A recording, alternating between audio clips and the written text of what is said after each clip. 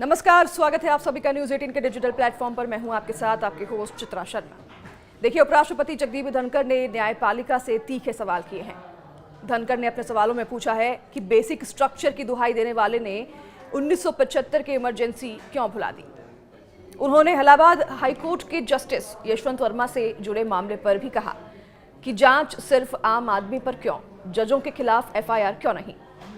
ये क्या पूरा मामला है, आपको बताते हैं इस वीडियो में। दरअसल उपराष्ट्रपति जगदीप धनखड़ ने एक कार्यक्रम में ऐसी बात कह दी जिसे सुनकर लोकतंत्र और संविधान की बात करने वाले कई लोग असहज हो सकते हैं।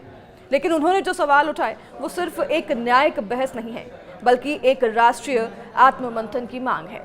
धनखड़ ने यह भी कहा कि अब आर्टिकल 142 एक ऐसा न्यूक्लियर मिसाइल बन गया है जो लोकतंत्र को 24 घंटे और सातों दिन धमकाता रहता है।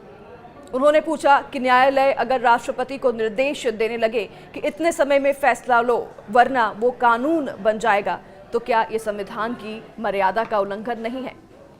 उन्होंने आगे जज पर भी सवाल खड़े किए और उन्होंने कहा कि राजधानी दिल्ली में 14 से 15 मार्च की रात एक हाईकोर्ट जज के घर जो कुछ हुआ उस पर एक हफ्ते तक चुप्पी क्यों रही।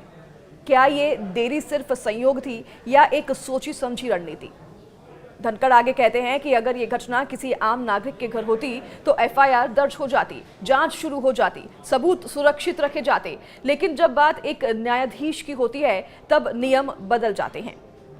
संविधान केवल राष्ट्रपति और राज्यपाल को अभियोजन से छूट देता है, फिर न्यायपालिका को ये विशेष अधिकार किसने दिया।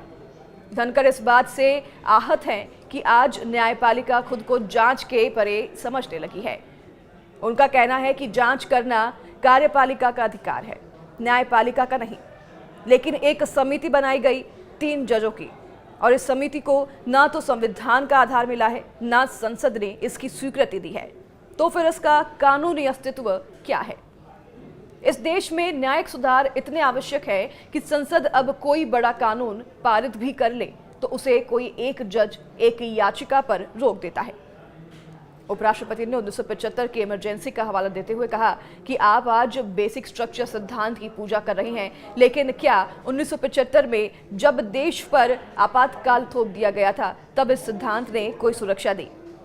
वहीं उन्होंने आगे सुप्रीम कोर्ट का हवाला देते हुए कहा कि सुप्रीम कोर्ट ने साफ कह दिया था कि इमरजेंसी में कोई भी मौलिक अधिकार नहीं है।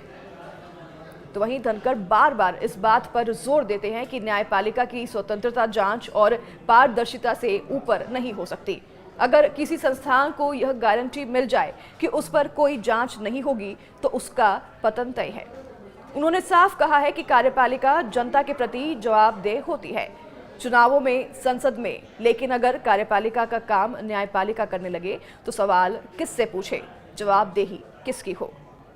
अब इन तमाम सवालों से हड़कंप तो जरूर मच गया है, लोगों के जहन में भी सवाल उठने लगे हैं।